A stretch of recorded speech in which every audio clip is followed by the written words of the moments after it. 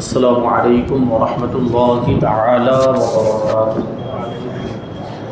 نحمده ونصلي ونسلم على رسوله الكريم اما بعد فاعوذ بالله من الشیطان الرجیم بسم اللہ الرحمن الرحیم ان اللہ وملائکته یصلون علی النبی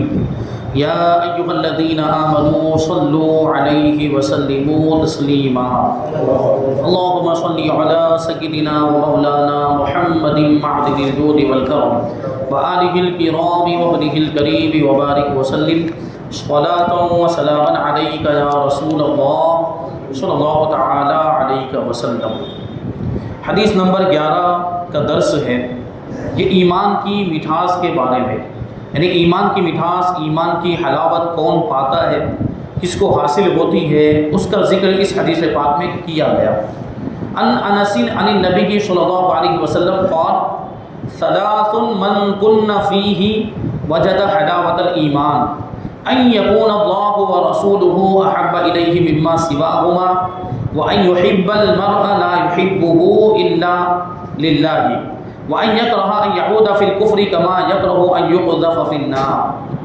حضرت انس بن مالک رضی اللہ تعالی عنہ سے روایت ہے کہ حضور صلی اللہ علیہ وسلم نے فرمایا کہ 3 چیزیں جس شخص میں ہوں وہ ایمان کی مٹھاس پائے گا۔ پہلی چیز جس کو اللہ رسول عز و جل و صلی اللہ تعالی علیہ وسلم ان دونوں کے ماں سوا یعنی سارے جہان سے زیادہ محبوب ہو، یعنی جو اللہ اور اس کے رسول سے سب سے زیادہ محبت کرنے والا ہو،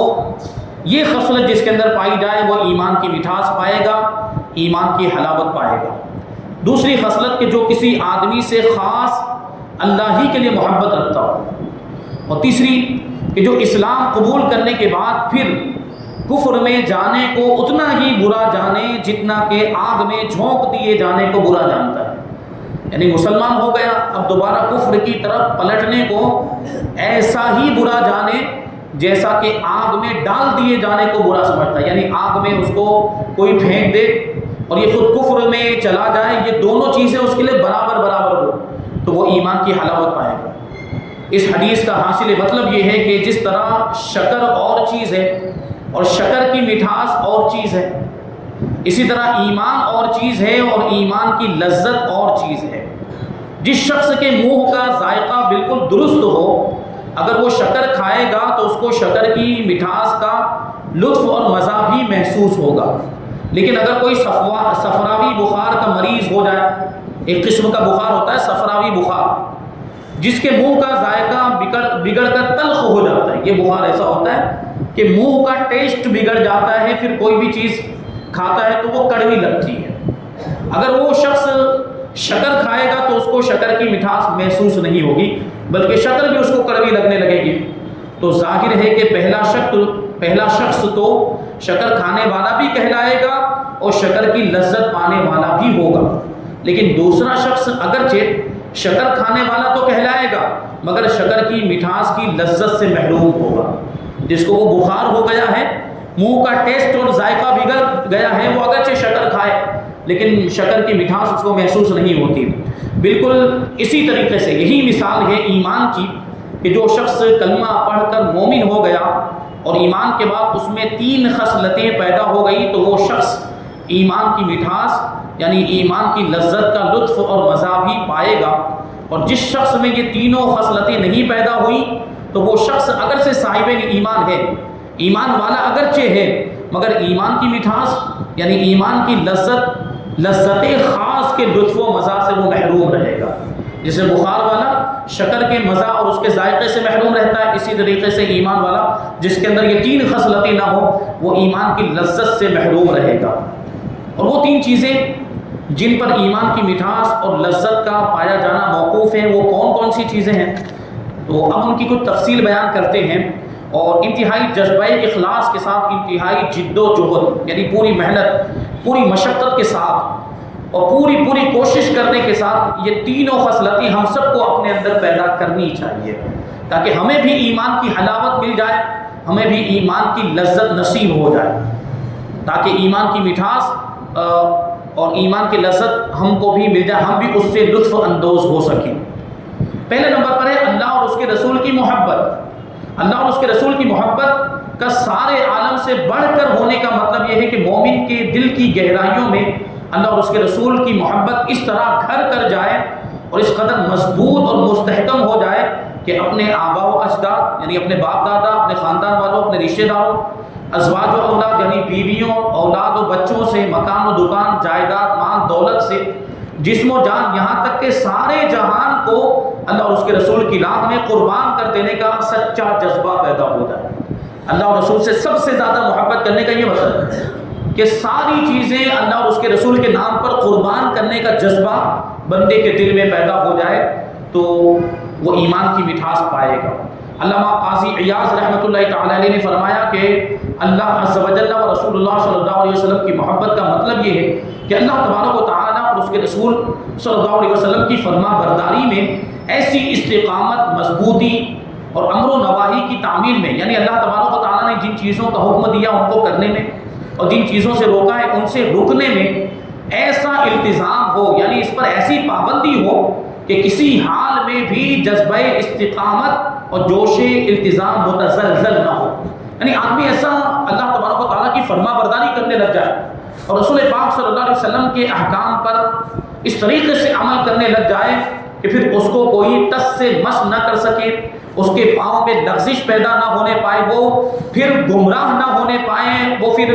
بھٹکنے نہ پائے، اس طریقے سے وہ عمل کرنے لگ جائے استقامت کے ساتھ، التزام کے ساتھ، یعنی اپنے لیے اس چیز کو لازم اور ضروری کر لے کہ مجھے اللہ اور اس کے رسول کے احکام پر عمل کرنا ہے۔ تو یہ اللہ اور اس کے رسول سے محبت کی دلیل اور علامت ہے۔ اللہ اور اس کے رسول، کیونکہ ظاہر سی بات دنیا کا بھی یہ قاعدہ ہے کہ بندہ، انسان جس سے محبت کرتا ہے اس کو راضی کرنے کی کوشش کرتا ہے، اس کو خوش کرنے کی کوشش کرتا ہے اور اس کے لیے ہزار جتن کرے گا کہ میرا محبوب راضی ہو جائے، اس کو تحفے تحائف دے گا، اس کے حکموں کی تعمیل کرے گا، وہ جو کہے گا ویسا کرے گا۔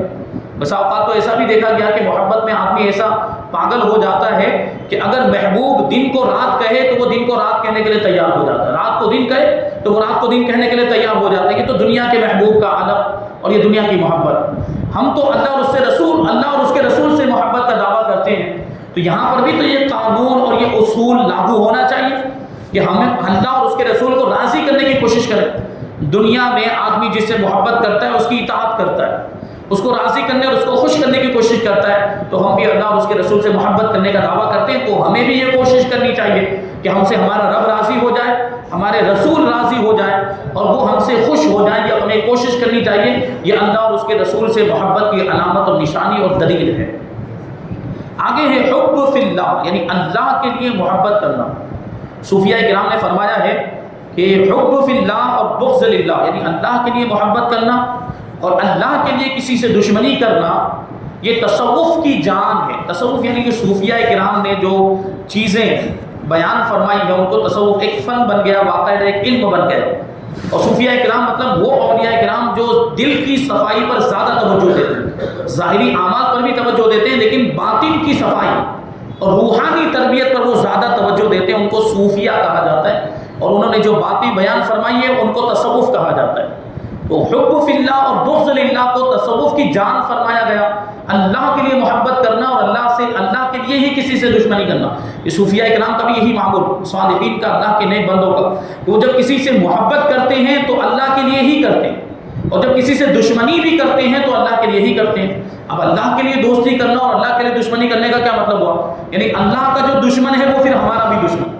اور اللہ کا جو دوست ہے، اللہ سے جو محبت رکھنے والا ہے، پھر ہمیں اس سے بھی محبت ہونی چاہیے۔ یہ اللہ کے لیے محبت کرنے کا مطلب یہ ہوا۔ تو ہر مومن اللہ سے محبت کرتا ہے، ہر مومن رسول اللہ سے محبت کرتا ہے، تو ہمیں ہر مومن، ہر ایمان والے سے محبت ہونی چاہیے۔ اور ہر کافر اللہ کا دشمن ہے تو ہمیں ہر کافر سے دشمنی ہونی چاہیے۔ جو اللہ کا منکر ہے، جو اللہ کو نہیں مانتا، جو رسول اللہ کو نہیں مانتا، جو رسول اللہ کی شان میں گستاخی کرتا ہے، پھر اس سے ہمارا کوئی رشتہ نہیں ہونا چاہیے، اس سے ہمارا کوئی تعلق نہیں ہونا چاہیے، اور اس سے جو ہمارے دل میں نفرت کا جو جذبہ پیدا ہوگا یہ اللہ ہی کے لیے ہوگا، کسی دنیاوی چیز کی وجہ سے نہیں ہوگا، کسی دنیاوی غرض کی وجہ سے نہیں ہوگا۔ اسی کو بیان کرتے ہیں کہ ایک مومن کے ایمان کامل کی یہ بھی ایک بہت بڑی نشانی ہے کہ وہ اگر کسی سے دوستی کرتا ہے تو اپنی کسی غرض نفسانی کے لیے نہیں کرتا، یعنی دنیاوی مقصد کے لیے نہیں کرتا، بلکہ خاص رضائے الہی کے لیے دوستی کرتا ہے، اللہ کو راضی کرنے کے لیے دوستی کرتا ہے۔ اور اگر وہ کسی سے دشمنی رکھتا ہے تو محض اللہ کی رضا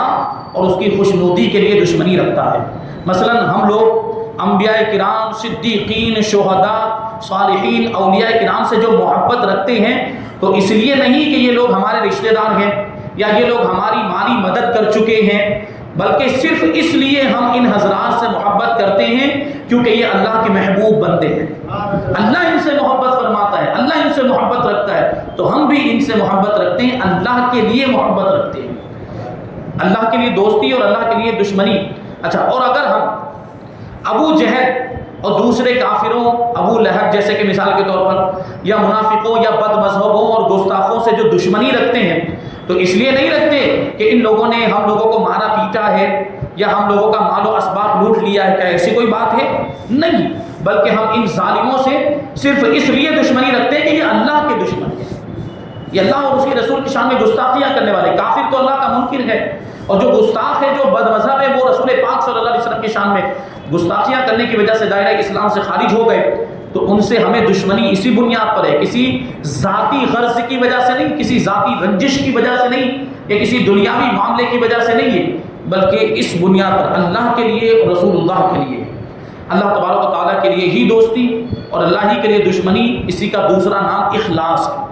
اسی کو کیا کہا جائے گا؟ اخلاص۔ کیونکہ اگر بندہ اللہ کے لیے دشمنی کرے گا، اللہ کے لیے ہی دوستی کرے گا، تو اس کے دل میں خلوص اور للہیت پیدا ہو، یعنی پھر اپنا وہ جو بھی کام کرے گا وہ کام اس کا اللہ اور اس کے رسول کو راضی کرنے کے لیے ہوگا، اور اسی کا نام اخلاص ہے کہ جو بھی ہم عمل کریں اس میں ہمارے پیش نظر اللہ تبارک و تعالیٰ کی خوشنودی ہو اور رسول اللہ صلی اللہ علیہ وسلم کی خوشنودی ہو کہ میں یہ جو کام کر رہا ہوں یہ اللہ اور اس کے رسول کو راضی کرنے والا ہے یا ناراض کرنے والا ہے۔ بندہ یہ دیکھے گا، بندہ اس کی کوشش کرے گا اور وہی کام کرے گا جو اللہ اور اس کو راضی کرنے، اللہ اور اس کے رسول کو راضی کرنے والا ہو، اور ان کاموں سے بچے گا جن میں اللہ اور اس کے رسول کی ناراضگی ہو۔ تو وہی کہہ رہے ہیں مومن کے لیے ہر عمل میں اخلاص اور للہیت کا جذبہ رکھنا یہ ایمان کی لذت پا لینے کی دوسری شرط ہے۔ اور یاد رکھیے کہ مومن کے جذبہ اخلاص، مومن کا جذبہ اخلاص، مومن کے لیے جذبہ اخلاص یہ وہ طاقت ہے کہ اس کی روحانی توانائیوں کے مقابلے میں ہزاروں شیطانوں کی طاقتی طاقتیں لرزہ بر اندام رہتی ہیں۔ یعنی جب بندے کے اندر اخلاص کا جذبہ پیدا ہو جاتا ہے، جب بندہ مخلص ہو جاتا ہے، اللہ کے خاص بندوں میں اس کا شمار ہونے لگ جاتا ہے، جب اس کو اللہ کی خوشنودی اور رضا حاصل ہو جاتی ہے، جب اس کی یہ کیفیت پیدا ہو جاتی ہے کہ اس کا ہر کام اللہ کی رضا جوئی کے لیے ہوتا ہے، تو پھر شیطان بھی اس کو بہکا نہیں پاتا۔ ہزار کوششیں کرنے کے باوجود شیطان اس کو بھٹکا نہیں پاتا، گمراہ نہیں کر پاتا، کیونکہ اللہ تبارک و تعالیٰ کی بارگاہ میں خود شیطان نے یہ اقرار کیا ہے، یہ اعتراف کیا۔ شیطان نے خود پروردگار کی بارگاہ میں جب اس کو نکالا گیا، اللہ تبارک و تعالیٰ نے اس کو نکال دیا تھا، اپنی بارگاہ سے ہانک دیا تھا، وہ راندہ بارگاہ ہو گیا تھا۔ اللہ تبارک و تعالیٰ نے قیامت تک کے لیے شیطان کو ملعون فرما دیا۔ حضرت آدم علیہ السلام کو سجدہ نہ کرنے کی وجہ سے، ان کی شان میں گستاخی کرنے کی وجہ سے، اور اللہ تبارک و تعالیٰ کا حکم نہ ماننے کی وجہ سے اللہ تبارک و تعالیٰ نے شیطان کو اپنی بارگاہ سے نکال دیا اور قیامت تک کے لیے اس پر لعنت فرما دی۔ تو شیطان نے کیا کہا تھا کہ میں تیرے بندوں کو گمراہ کروں گا۔ اللہ کی بارگاہ میں یہ کہہ کر نکلا تھا کہ میں تیرے بندوں کو، سارے انسانوں کو گمراہ کر دوں گا اور سارے انسانوں سے جہنم کو بھر دوں گا۔ ہاں، تیرے جو مخلص بندے ہوں گے ان پر میرا داؤ نہیں چلے گا، مخلص بندوں پر میرا جادو نہیں چل پائے گا۔ یہ آیت کریمہ میں ہے الا عبادک منہم المخلصین، یعنی اے اللہ میں قیامت تک اولاد آدم کو گمراہ کرتا رہوں گا مگر تیرے اخلاص والے بندوں پر میرا جادو نہیں چل سکے گا، یعنی میں ان کو گمراہ نہیں کر پاؤں گا۔ تو ہم اور آپ دیکھتے ہیں نا کہ اللہ کے نبی، صدیقین، صالحین، شہداء، اولیاء کرام، ان پر شیطان کا داؤ نہیں چلتا، یہ شیطان کے بہکاوے میں نہیں آتے، وہ شیطان کے جال میں نہیں پھنستے، وہ شیطان کا شکار نہیں بنتے، کیونکہ ان کے اندر اخلاص ہوتا ہے، وہ اپنے اندر اخلاص پیدا کرتے ہیں، تو پھر شیطان ان کو بہکا نہیں پاتا ہے۔ تو ایک حکایت کے ذریعے اس بات کو سمجھا رہے ہیں، ایک واقعہ، اس کے ذریعے سے ہمیں اس کو سمجھنا ہے کہ اخلاص کی کتنی اہمیت ہے۔ جب بندے کے اندر اخلاص ہوتا ہے تو شیطان سے وہ کیسے بچ جاتا ہے، اس کو بیان کرتے ہیں کہ اخلاص کی طاقت کا کیا کہنا۔ بزرگوں نے فرمایا کہ ایک عابد کو پتہ چلا کہ فلاں جنگل میں ایک درخت کو لوگ پوجتے ہیں، اس کی عبادت کرتے ہیں۔ یعنی کیا مطلب ہوا؟ ایک عبادت گزار بندہ، یعنی عابد ہے، لیکن ابھی دیکھیں کہ اس کے اندر اخلاص کی کمی کیسے پیدا ہوگی۔ ابھی تک تو مخلص ہے، اور اس کو پتا چلا کہ ایک جنگل فلاں جنگل میں ایک درخت ہے اور اس درخت کی لوگ پوجا کر رہے ہیں، اس کی عبادت کرتے ہیں، تو یہ شرک ہو گیا۔ یہ درخت کی پوجا کرنا یہ شرک ہو گیا کہ کتنا بڑا گناہ، اس سے بڑا کوئی گناہ نہیں ہو سکتا۔ تو عابد اس عبادت گزار کو لوگوں کے اس شرک پر بڑا جلال آ گیا اور وہ بہت زیادہ غصہ ہو گیا، اور جوش جہاد سے سرشار ہو کر عابد نے ایک کلہاڑی لی اور یہ عزم کر کے، پکا ارادہ کر کے چل پڑا کہ میں اس درخت کو جڑ سے کاٹ کر اس شرک کی جڑ ہی کاٹ دوں گا۔ مطلب کیا ہوا کہ وہ درخت ہے، اس وجہ سے تو لوگ اس کی پوجا کر رہے ہیں، اگر اس درخت ہی کو اکھاڑ دیا جائے تو پھر لوگ کس کی پوجا کریں گے؟ ان کے شرک کا یہ سلسلہ وہیں پر رک جائے گا، موقوف ہو جائے گا۔ وہ جو ہم لوگ محاورہ بولتے ہیں کہ نہ رہے گا بانس نہ بجے گی بانسری، تو اب وہ درخت ہی نہیں رہے گا تو لوگ پوجا کسی کریں گے؟ تو یہ عابد صاحب یہی سوچ کر وہ کلہاڑی لے کر نکلے، وہ درخت کو اڑا دوں گا، درخت کو جڑ سے ہی کاٹ دوں گا تاکہ لوگ یہ شرک کرنا بند کر دیں، اس کی پوجا کرنا بند کر دیں۔ مگر ابھی چند ہی قدم چلا تھا کہ شیطان ایک پہلوان کی شکل میں سامنے آیا۔ دیکھیے کس طریقے سے بہکاتا ہے شیطان، یہ ہم کو دیکھنا ہے،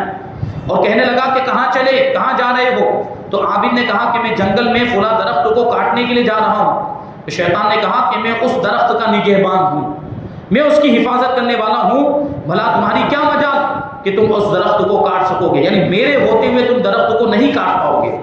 تو عابد جوش جہاد میں شیطان سے لڑ پڑا، شیطان سے لڑنے لگ گیا، اور شیطان کو زمین پر پچھاڑ کر اس کے سینے پر سوار ہو گیا، اور شیطان بالکل ہی عاجز و لاچار ہو گیا۔ جب شیطان ہار گیا تو عابد سے کہنے لگا کہ بھائی دیکھیے ابھی تک یہاں تک جو واقعہ بیان ہوا تو کیا ہوا کہ عابد کی جیت ہو گئی، عابد شیطان پر غالب آ گیا اور شیطان ہار گیا، شیطان مغلوب ہو گیا۔ کیوں؟ کیونکہ وہ عابد درخت کو کاٹنے کے لیے جا رہا تھا تو اخلاص کے ساتھ جا رہا تھا،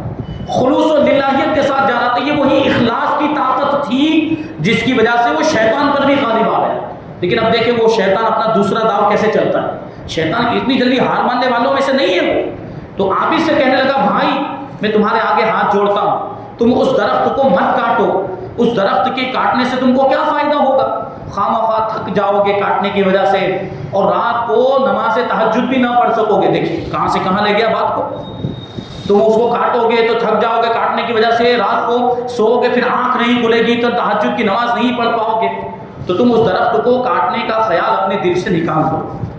میں اس کے بدلے میں روزانہ تم کو ایک اشرفی دیا کروں گا، ایک دینار تم کو روزانہ اس کے بدلے میں دے دیا کروں گا، خود بھی آرام سے کھانا پینا اور اس میں سے فقیروں اور مسکینوں کو صدقہ بھی دیتے رہنا۔ اب دیکھیے انتہائی اطمینان قلب کے ساتھ خدا کی عبادت میں مشغول رہنا، یہ عابد پر شیطان کا جادو چل گیا، اور روزانہ ایک اشرفی کا نام سن کر اس پر لالچ کا بھول سوار ہو گیا۔ ابھی فری میں ایک اشرفی مل رہا ہے، ایک دینار ہے، ہمیں آپ کو بھی اگر روزانہ 1000 روپے ملے تو ہمارے بھی پاؤں ڈگمگانے لگ جائیں، اللہ سلامت رکھے۔ لیکن دیکھیں وہ عابد کا ایسا معاملہ، لالچ کا بھوت سوار ہو گیا کہ ابھی فری میں ایک دینار روزانہ مل جائے گا، ایک اشرفی روزانہ مل جائے گی۔ تو عابد نے وعدہ کر لیا کہ جاؤ اب میں اس درخت کو نہیں کاٹوں گا۔ چنانچہ چند دنوں تک تو شیطان عابد کے پاس روزانہ ایک اشرفی پہنچاتا رہا، لیکن پھر ایک دم سے اس نے اشرفی پہنچانا بند کر دیا۔ اب دیکھیں جو عابد کے اندر اخلاص کا جو جذبہ تھا وہ اب باقی رہا، ختم ہو گیا۔ ابھی تو لالچ آ گئی نا، اس لالچ کے آ جانے کی وجہ سے وہ اخلاص کا جذبہ ختم ہو گیا، اور پھر اس نے شیطان نے اشرفی دینا بھی بند کر دیا۔ جب کئی دن تک اشرفی نہیں آئی تو اب عابد کو بڑا غصہ آیا، پھر ابھی تک تو اشرفی آنے کا سلسلہ چل رہا تھا، اب اشرفی نہیں آ رہی ہے تو بڑا غصہ آیا، اور کہنے لگا کہ کمبخت شیطان نے مجھے دھوکہ دیا۔ پھر کلہاڑی اٹھائی اور چل کر درخت کو کاٹنے کے لیے اس نے ارادہ بنا لیا، یعنی اب یہ کہنے لگ گیا کہ اب میں پھر سے جا کر اس درخت کو کاٹوں گا۔ چنانچہ گھر میں سے نکلا ہی تھا کہ شیطان پھر سے ایک پہلوان کی صورت میں سامنے آ گیا اور راستہ روک کر کھڑا ہو گیا، اور عابد سے کہنے لگا کہ خبردار تم اس درخت کو کبھی بھی ہرگز نہیں کاٹ سکتے۔ تو عابد نے تڑپ کر کہا کہ میں ضرور کاٹوں گا، یہاں تک کہ دونوں گتھم گتھا ہو گئے، یعنی پھر دونوں میں مقابلہ ہونے لگ گیا۔ مگر اب کی مرتبہ شیطان نے اس زور سے عابد کو زمین پر دے مارا کہ عابد کا سارا انچر پنچر ڈھیلا ہو گیا۔ یعنی اب کی مرتبہ کیا ہوا، اب شیطان غالب آ گیا۔ اس سے پہلے وہ شیطان پر غالب آ گیا تھا، لیکن اب شیطان اس پر غالب، کیونکہ پہلے اس کے پاس اخلاص کی طاقت تھی، اب اخلاص کی طاقت نہیں، اب لالچ آ گئی تو کمزور ہو گیا، شیطان عابد کے سینے پر سوار ہو گیا، عابد لاچار ہو کر کہنے لگا کہ یار میں سمجھ نہیں سکا کہ پہلے دن تو میں نے بہت ہی معمولی زور لگا کر تم کو پچھاڑ دیا تھا، مگر آج میں اپنی پوری طاقت لگانے کے باوجود تمہاری پیٹھ نہیں لگا سکا بلکہ خود ہی چت ہو گیا، آخر معاملہ کیا ہے؟ اس وقت شیطان نے کہا کہ میاں جی ہوش کی دوا کرو، پہلی مرتبہ جو تم درخت کاٹنے کے لیے چلے تھے تو صرف خدا کی رضا جوئی اور اخلاص کی نیت لے کر چلے تھے، اس لیے میں تم پر قابو نہیں پا سکا تھا، کیونکہ میں ہمیشہ خدا کے مخلص بندوں ہی سے عاجز و لاچار رہتا ہوں، مگر اب کی مرتبہ تم اخلاص کے ساتھ درخت کاٹنے کے لیے نہیں چلے تھے بلکہ اس غصے میں چلے تھے کہ تم کو میں نے اشرفی نہیں دی تھی۔ سن لو، جب تک تمہارے اندر اخلاص کی طاقت کار فرما تھی میں تم سے عاجز تھا، اب جب کہ اخلاص کی طاقت سے تم محروم ہو گئے تو اب قیامت تک تم مجھ پر غلبہ نہیں پا سکتے۔ یہ اخلاص کی بڑی قوت ہے، اخلاص بندے کے اندر ہو تو شیطان اس کو بہکا نہیں سکتا، شیطان اس پر غالب نہیں آ سکتا ہے، تو ہمیں اپنے اندر اخلاص پیدا کرنا چاہیے۔ تو دیکھیں اخلاص، اسی پر ایک واقعہ ہے مولا کائنات حضرت علی مرتضیٰ رضی اللہ تعالیٰ عنہ کا، بڑا ہی مشہور۔ ایک جنگ کے موقع پر حضرت علی رضی اللہ تعالیٰ عنہ ایک کافر پر غالب آ گئے، اس کو زمین پر پچھاڑ دیا، اس کے سینے پر سوار ہو گئے اور تلوار سے اس کی گردن کاٹنا ہی چاہتے تھے کہ اس ملعون نے مولا کائنات کے چہرے پر تھوک دیا، مولا کائنات کے چہرے مبارک پر اس نے تھوک دیا۔ اب دیکھیے پہلے ہی سے اس کو مارنے والے تھے، اس کو قتل کرنے والے تھے، اور ہم اور آپ ہوتے اور ہمارے ساتھ ایسا کوئی معاملہ پیش آتا تو ہم اور زیادہ غصے میں آ جاتے، بھائی پہلے تو قتل کر رہا تھا اب تو کوئی گنجائش ہی نہیں، اب تو اور قتل کروں گا، ایسا ہوتا۔ لیکن مولا کائنات اس کو چھوڑ کر کھڑے ہو گئے، اس کو قتل نہیں کیا،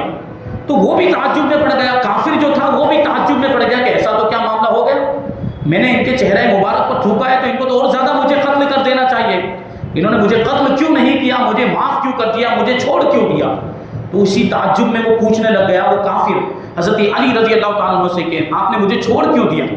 آپ نے مجھے معاف کیوں کر دیا؟ دیکھیے یہ اللہ والوں کے اندر کیسا اخلاص ہوتا ہے۔ تو مولا کائنات حضرت علی کرم اللہ وجہہ الکریم نے جواب دیا کہ پہلے جب میں تیرے سینے پر سوار ہوا تھا اور جب تجھے قتل کرنا چاہ رہا تھا تو صرف اور صرف اللہ کی رضا کے لیے قتل کر رہا تھا، اللہ کی رضا جوئی اور اخلاص کے ساتھ تجھے میں قتل کر رہا تھا، لیکن جب تو نے میرے چہرے پر تھوکا تو اب میرا نفس بھی اس میں شامل ہو گیا،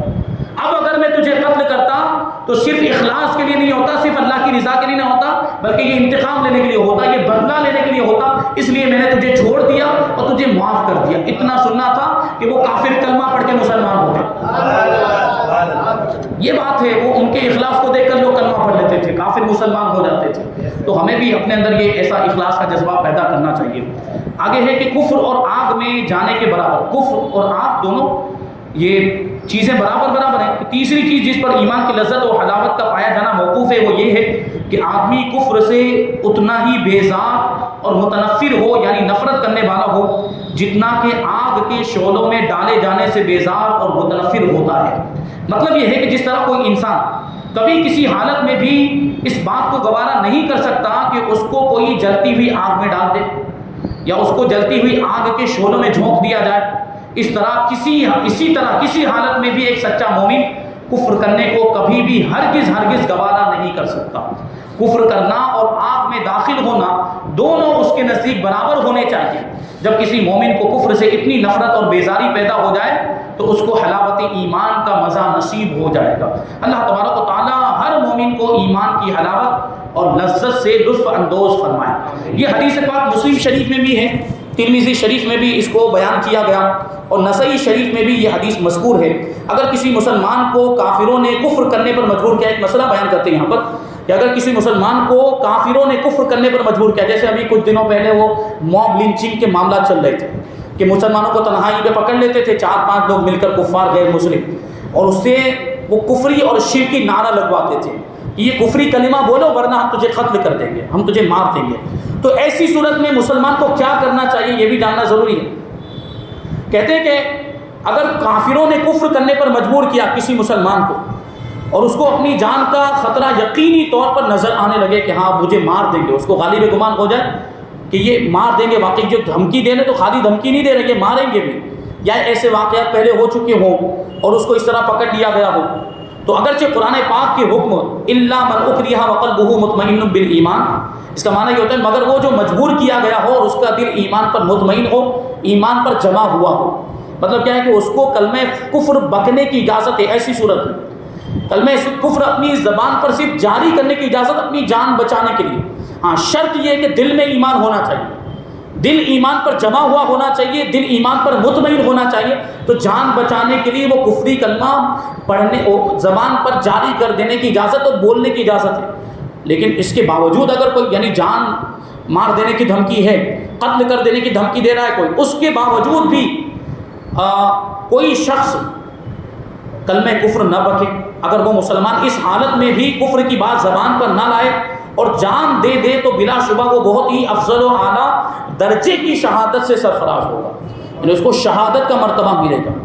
چنانچہ صحابہ کرام اور بہت سے شہداء اسلام کا یہی اسوہ حسنہ اور پیارا طریقہ رہا ہے کہ ان خاصان خدا کو جب کافروں نے کفر کرنے پر مجبور کر دیا اور ان کی گردنوں پر تلواریں رکھ دی، تو ان حضرات نے اپنی جانیں قربان کر دی، مگر کفر کی بات اپنی زبانوں پر نہیں لائے، بلکہ دین اسلام پر استقامت کا پہاڑ بنے ہوئے اپنے خون کا آخری قطرہ اور اپنی زندگی کی آخری سانس خدا کی راہ میں قربان کر کے شہادت کے اعزاز سے سرفراز ہو گئے۔ یہ صحابہ کرام اور مجاہدین اسلام کا طریقہ تھا۔ بہرحال یہاں پر اس حدیث پاک کی تشریح مکمل ہو گئی۔ انشاءاللہ تبارک و تعالیٰ آگے جو حدیث ہے وہ ہے رسول پاک صلی اللہ علیہ وسلم کی بیعت کے تعلق سے، انشاءاللہ تبارک و تعالیٰ اس کو ہم آئندہ درس میں شامل کریں گے۔ اللہ تبارک و تعالیٰ کی بارگاہ میں دعا ہے کہ جو کچھ بھی بیان ہوا اس پر ہم سب کو عمل کرنے کی توفیق عطا فرمائے۔ حضور پاک صلی اللہ علیہ وسلم کے ارشادات، آپ کی حدیثوں پر، آپ کی سنتوں پر اور شریعت مطہرہ پر ہم سب کو عمل کرنے کی توفیق عطا فرمائے۔ وما علینا الا البلاغ۔